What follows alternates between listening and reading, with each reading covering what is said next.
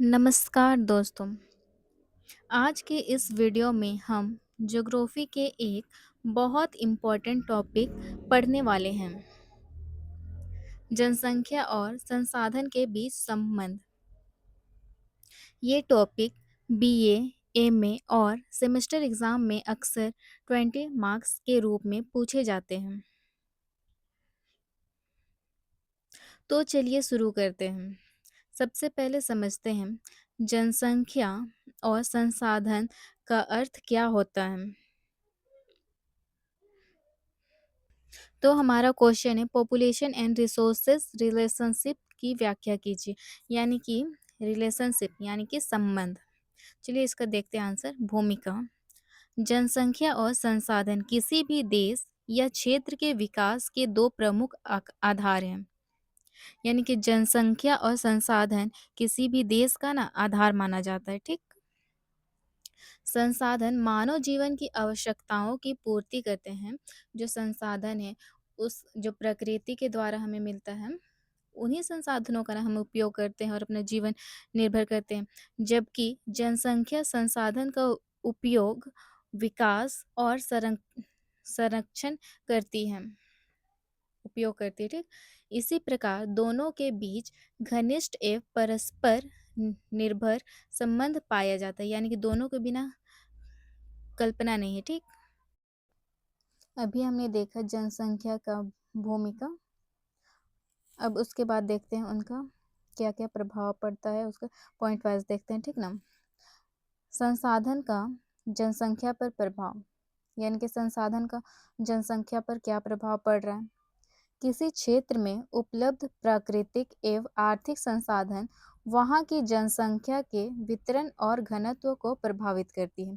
यानी कि प्रकृति में उपलब्ध संसाधन जो जनसंख्या है ना उसको प्रभावित करता है, क्योंकि जनसंख्या तो बहुत अधिक बढ़ रहा है और संसाधन तो जो है वो सीमित है। फिर पॉइंट वाइज देखते हैं। उपजाऊ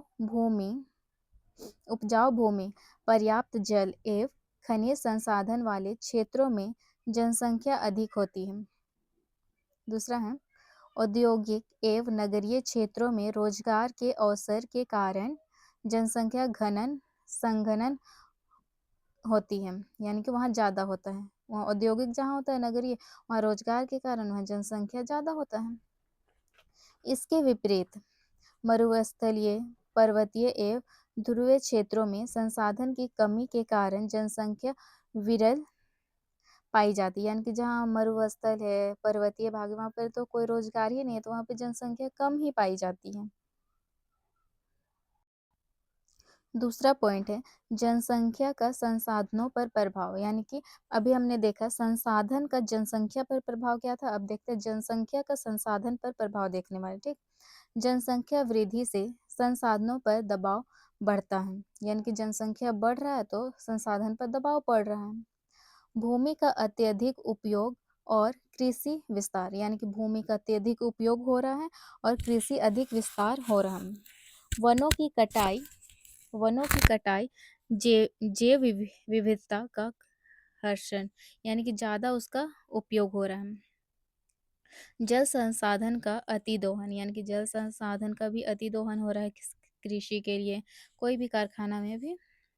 खनिज खनिज और ऊर्जा संसाधन का क्षय, इन सबके कारण पर्यावरण असंतुलन उत्पन्न होते हैं। यानी कि इन सब के कारण खनिज का क्षरण हो रहा है, उसके कारण पर्यावरण पर बहुत असंतुलन बढ़ रहा है। तीसरा पॉइंट है तकनीकी विकास की भूमिका। अब तकनीकी इतना ज़्यादा जनसंख्या बढ़ रहा है तो तकनीकी का तो होना ज़रूरी है ना, क्योंकि मजदूर कितने काम करेंगे। तकनीकी विकास ने संसाधनों के सीमित स्वरूप को काफ़ी हद तक कम किया। यानी कि पहले मशीन नहीं था तो यानी कि संसाधन भी बहुत अधिक प्राप्त नहीं होते थे। अब मशीन आ गया तो संसाधन हमें बहुत अधिक प्राप्त होने वाले हैं। हरित क्रांति से खाद्य उत्पादन में वृद्धि। जब से हरित क्रांति शुरू हुआ तब से खाद्य उत्पादन में वृद्धि हुई। सिंचाई और आधुनिक कृषि यंत्र, नवीनीकरण ऊर्जा स्रोत का विकास, इसमें जनसंख्या और संसाधनों के बीच संतुलन संभव हुआ है। चौथा पॉइंट है मानव संसाधन की गुणवत्ता, यानी कि मानव के संसाधन में क्या गुणवत्ता है उसे देखते हैं। सिर्फ जनसंख्या की संख्या ही नहीं, बल्कि उनकी गुणवत्ता भी भूमिका महत्वपूर्ण है। बच्चों, वीडियो को अंत तक जरूर देखिए ताकि आपको पूरे आंसर की जानकारी हो सके। आंसर पीछे में डायग्राम भी मैंने बताया है। और अगर आपको वीडियो अच्छा लगता है तो अपने दोस्तों तक जनसंख्या शेयर तो बढ़ ही रहा ज़रूर है, करें और अगर उनके चैनल को गुण सब्सक्राइब जनसंख्या के ज़रूर करें। में गुण में तो शिक्षा इसके बाद इसका शिक्षित पॉइंट होंगे, है शिक्षित और कुशल होंगे, कुशल स्वास्थ्य होंगे, जनसंख्या तो ये संसाधनों का जनसंख्या बेहतर में उपयोग महत्वपूर्ण है। करती है। स्वस्थ मानव संसाधन उत्पादन क्षमता को बढ़ाते हैं, यानी कि अच्छे स्वास्थ्य होंगे तो संसाधन को बढ़ाएंगे। अशिक्षित और अकुशल जनसंख्या संसाधनों पर बोझ बनते हैं, यानी कि अशिक्षित रहेंगे, अकुशल रहेंगे तो जनसंख्या तो बोझ ही ना बनेगा संसाधनों पर।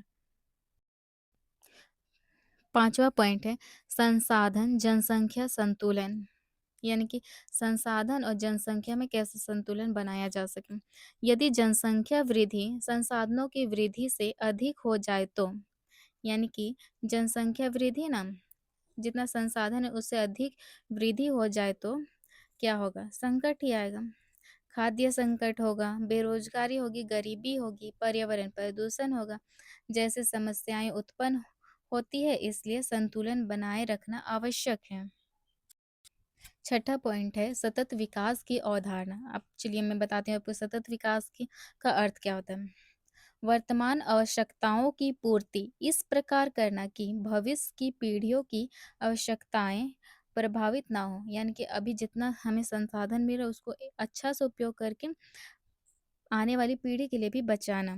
इसके लिए जनसंख्या का नियंत्रण करना चाहिए, संसाधनों का संरक्षण करना चाहिए, पुनः चक्रण करना चाहिए। छठा पॉइंट का आखिरी पॉइंट है पर्यावरण जागरूकता आवश्यक है। अगर आप एग्जाम में विद्वानों का कथन लिखते हैं तो आपको आंसर मार्क्स बहुत अच्छा मिलेगा। चलिए मैं बताती हूँ, आप लिखिएगा। वन है माल्थस के अनुसार जनसंख्या की वृद्धि संसाधनों की तुलना में अधिक तीव्र होती है, जिससे असंतुलन उत्पन्न होती है। दूस एवरेस्टर बोस्पर के अनुसार जनसंख्या वृद्धि तकनीकी नवाचार को प्रेरित करती है, जिससे संसाधनों की उत्पादन क्षमता बढ़ती है।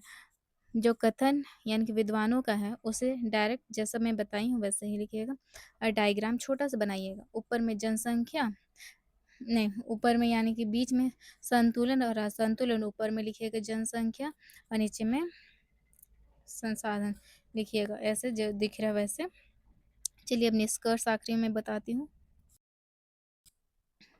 निष्कर्ष लास्ट में आंसर में आप निष्कर्ष जरूर लिखिएगा ताकि आपको नंबर अच्छा मिल सके। जनसंख्या और संसाधनों के बीच संबंध परस्पर निर्भरता पर आधारित है, यानी कि जनसंख्या और संसाधन के बीच संबंध परस्पर निर्भरता पर आधारित है। संतुलित, नियोजित और सतत विकास के लिए जनसंख्या नियंत्रण तथा संसाधनों का विवेकपूर्ण उपयोग अत्यंत आवश्यक है, यानी कि अच्छा से उपयोग करना अत्यंत आवश्यक है। यही किसी भी देश की समृद्धि और भविष्य की कुंजी है। मैंने कुंजी ही लिखा है, आप उसे पूंजी मत लिख दीजिएगा। तो चलिए अब इस वीडियो को मैं अंत करती हूँ। अगर आपको वीडियो अच्छा लगे तो लाइक सब्सक्राइब जरूर करें और अपने दोस्तों तक शेयर जरूर करें।